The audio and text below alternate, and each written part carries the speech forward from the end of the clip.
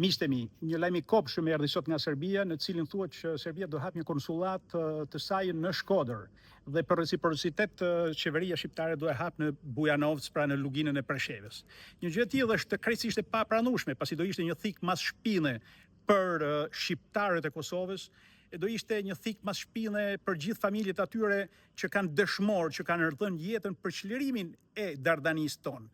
Pra nëse me të vërtet Serbia do donte një konsullat që ta bënte në territore shqiptare, le ta bëj atë në Mitrovisin e Veriut dhe Kosova si një shtet sovran dhe legjitim, le ta hap pastaj në Bujanovc me Devgje apo Preshev ku të doja ajo, apo tek në Nish, pse jo?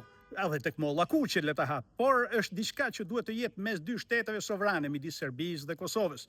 Në Shkodër do ishte një gjë pa vend, do ishte me të vërtet një gjë pa pranueshme, pasi të kujtojmë atë që më tregonte gjithmonë gjyshja ime, që kur ajo ishte e vogël, kujtonte që kishte parë me sytë e saj kur hynë ushtarët serb mas një rrethimi të gjatë 11 mujor të Shkodrës, hynë në vitin 1913. Në Shkodër, kushdo që dilte përpara ushtarëve serb, ato I prisnin kokat, I vritnin dhe mi gjitha u shponin barkun me bajonet grave që ishin shtatzën. Pra prisnin gishtat e grave për t'ju marrur nazat, qirrnin veshët e tyre për t'ju marrur vëthët. Pra imagjinojmë me ato batërdia të terror që ushtruan ato në vitet 1913 në Shkodrën martire.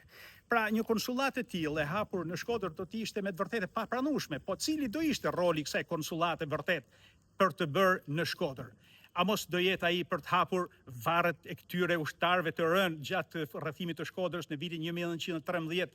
Mos do ishte tendenca për të bërë edhe atje varre heroish serb, siç bën ato me varret e ushtarëve në jug të Shqipërisë, me varret e ushtarëve grek që na I shesin për dëshmor dhe heroj kur ato ishin thjesht pushtues? Pra një gjë e tillë do ishte e papranueshme për popullin e Shkodrës, por megjithatë për gjithë Shqipërinë, sepse ne jemi një dhe të pandar. Ndaj, I bëj thirrje edhe një herë, qeverisë shqiptare, nëse ka ndonjëri aty që I ka mbetur një qik gjak shqiptar, të mos e shes për të miten herë interesin kombëtar. Këto janë ligje që do shbëhen me një herë sapo të vinë adhetarët në fuqi. Ndaj, mos e ndyni vetin më tej, mos shisni interesat kombëtare. I kam bërë thirrje disa herë Presidentit të Republikës, I cili nuk dënjon të përgjigjet. Prandaj bëj thirrje sërish edhe një herë tjetër. Mos I lejo zoti president një gjë të tillë.